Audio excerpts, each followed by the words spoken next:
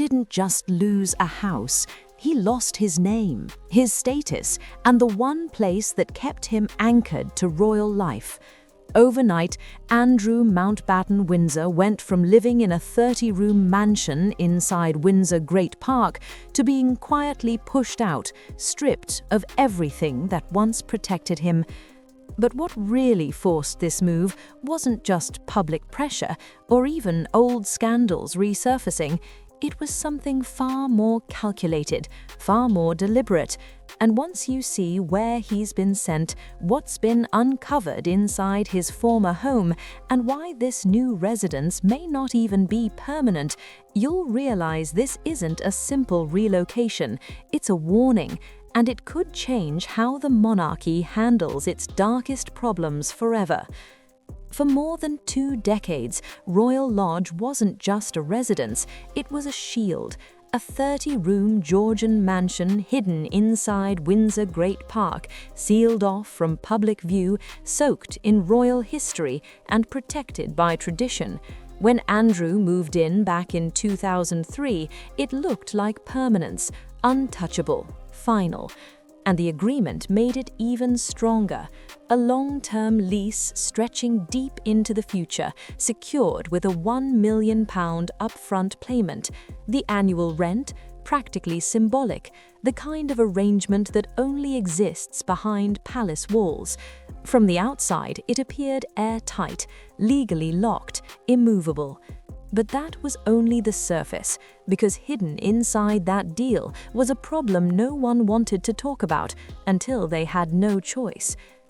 For years, the arrangement flew under the radar. While the public focused elsewhere, Andrew remained tucked away in quiet luxury, surrounded by space, staff, and silence.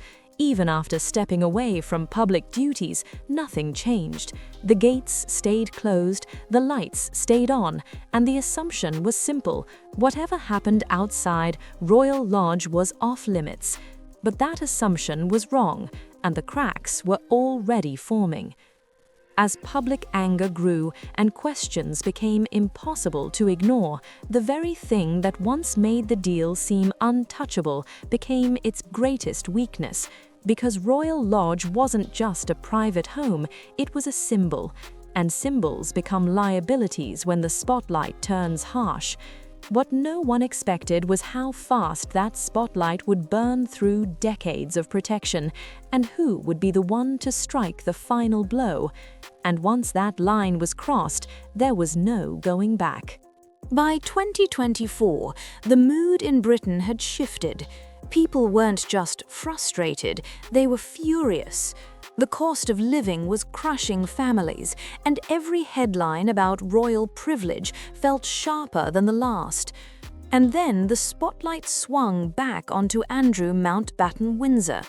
Not because he made a public appearance, not because he gave an interview, but because people started asking one brutal question: why is he still living like nothing happened?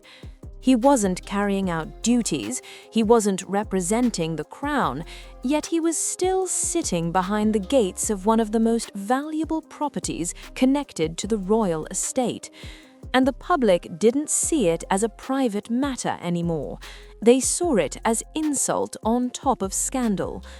But the real danger wasn't public anger, it was what that anger forced the palace to confront. Because behind the scenes, Charles wasn't dealing with a housing issue, he was dealing with a ticking reputational bomb. Every time Andrew stayed put, it looked like protection. Every time the palace stayed quiet, it looked like complicity. And then came the thing that made it worse. The story wouldn't die. Every few months, new details, new reminders, new headlines would drag everything back into the open. And it didn't matter how long Andrew stayed silent, the scandal had become permanent. But what happened next made the situation go from embarrassing to completely unmanageable. Because the palace wasn't just being pressured by the public, they were being cornered by timing. And the closer they got to a breaking point, the fewer options they had left. And that's when Charles realized something terrifying. If he didn't act first, the monarchy would be forced to react later. And when a royal family is reacting in panic, it usually ends in disaster. Then came October 30th, 2025, a date that instantly changed everything. Buckingham Palace released a statement so blunt, so cold it didn't even feel real at first. Because this wasn't vague royal wording, this wasn't stepping back or private matters, this was direct. The king had initiated a formal process to remove the style, titles, and honors of Andrew. And just like that, the man the public once knew as a prince was reduced to a name, Andrew Mountbatten Windsor. No HRH, no duke title, no ceremonial shield left. But the name change wasn't even the most explosive part, because the statement didn't stop there. It confirmed something people had been demanding for years, and something Andrew had fought against privately the entire time. Formal notice had been served to surrender the Royal Lodge lease. He would be moved to alternative private accommodation. That was the moment the story stopped being about reputation and became about force. Because up until then, Andrew had been relying on one thing: the belief that the lease made him untouchable, that legally nobody could make him leave. But in one statement, the palace made it clear: the legal protection he believed in was no longer protecting him. And the most chilling detail wasn't even about property. It was what the palace chose to say next. The statement went out of its way to emphasize care for victims and survivors of mistreatment. In other words, the royal family wasn't just cutting him off. They were publicly aligning themselves with the people accusing him. That's not a family disagreement. That's a royal execution. And it created a terrifying new reality. Because if the king was willing to do this to his own brother, what else was he willing to do to protect the crown? And that's where the story gets darker. Because the moment Andrew lost everything publicly, he became something far more dangerous privately, a disgraced royal with nothing left to lose. Once the palace line was crossed, the next phase wasn't symbolic anymore, it was logistical. And that's where things started getting ugly. Because Andrew wasn't being moved to somewhere glamorous. He wasn't being quietly relocated to another grand royal property where the public would never notice. He was being removed from Royal Lodge and sent somewhere that felt like a downgrade on purpose. Reports quickly began circulating that his destination would be on the Sandringham estate in Norfolk, and on paper that might sound harmless. Another private royal estate, another quiet corner of the country. But the details told a different story. The property being discussed wasn't some elegant country house. It was described as a working farmhouse-style home, unoccupied for years and in need of serious renovation just to be livable. And that's when people started asking the obvious question: was this really the best option available, or the most strategic? Because Sandringham isn't just a place, it's controlled territory. If Andrew is there, he's no longer in Windsor with his own established routine, his own staff setup, and his own long-term sense of independence. He's placed somewhere the royal household can monitor more easily, manage more quietly, and keep at a distance from the main family. And that distance wasn't accidental. Reports claimed he had wanted a different home on the estate, one associated with Philip's retirement years. But that request was allegedly rejected, not because it wasn't available, but because it was too close. Let that sink in. Too close. meaning this wasn't about housing, it was about buffer zones. And as soon as that became clear, another layer of the story surfaced, one that made the whole relocation feel even more calculated. Because the security changes started before the public announcement.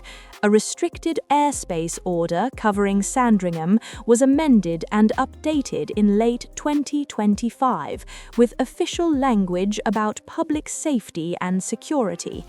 This came amid growing concerns about drones, surveillance, and unwanted attention near the estate. In other words, preparations were being made quietly, while the public still believed Andrew was untouchable at Royal Lodge. And once you realize that, you start to see the bigger picture. This wasn't a sudden decision, it was planned. And what makes it even more unsettling is what came next. Because the place he was being sent to carried risks nobody wanted to say out loud. And one of those risks wasn't scandal, it was nature. By early 2026, the situation had shifted again. And it wasn't just about where Andrew Mountbatten Windsor was living, it was about what was circling back toward him. Because while the move was unfolding, fresh reporting began surfacing that police were assessing new allegations linked to Epstein-related files. That detail matters for one reason: it keeps the story alive. Even after the palace stripped titles, even after the forced relocation, even after the attempt to shut the door quietly, the headlines kept finding their way back.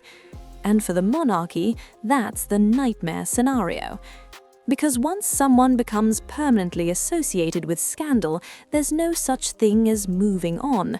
There's only waiting for the next wave. And the next wave is always worse. But here's the part people underestimate. Andrew being pushed out doesn't solve the problem. It changes the shape of it. A disgraced royal inside a protected mansion is one kind of risk, but a disgraced royal stripped of status, isolated and backed into a corner is a completely different kind of risk. Because now he's unpredictable. He has no official role, no public duty, no title to protect, no reputation left to preserve. And historically, that's when people start talking. Not politely, not carefully, they talk like they have nothing to lose. And that's exactly why royal watchers believe the move wasn't just exile, it was control. Keeping him on an estate tied to the king isn't about comfort, it's about distance, about supervision, about reducing the chances of random encounters with other royals, about making sure his world gets smaller and smaller until he becomes manageable. But that strategy has a flaw, because the smaller someone's world becomes, the more desperate they get to escape it. And that leads to the real question hanging over the entire monarchy right now. What does Andrew do next? Does he accept the quiet exile and disappear from public life? Does he try to fight back legally and drag the palace into a public war? Does he sell his story in interviews, a memoir, or private deals that would embarrass the family for years? Or does he do something even more alarming? Does he leave the United Kingdom entirely? Because reports have long suggested he has connections abroad, especially in the Middle East, places where the scandal wouldn't follow him in the same way and where he could rebuild influence quietly. And if he leaves, the crown loses the one thing they've been trying to secure this whole time: control. And once that happens, the crown could be walking into a disaster it can't contain. So now I want to hear from you. What part of this story shocks you the most? Was it the titles being stripped, the forced move, the way the whole thing was planned behind the scenes, or what Andrew Mountbatten Windsor might do next? Drop your thoughts in the comments, because this story is clearly not finished. And if you want the next update the moment it breaks, hit like, subscribe, and turn notifications on. Because the way this ends could change the monarchy for years, and the next twist might come a lot sooner than anyone expects.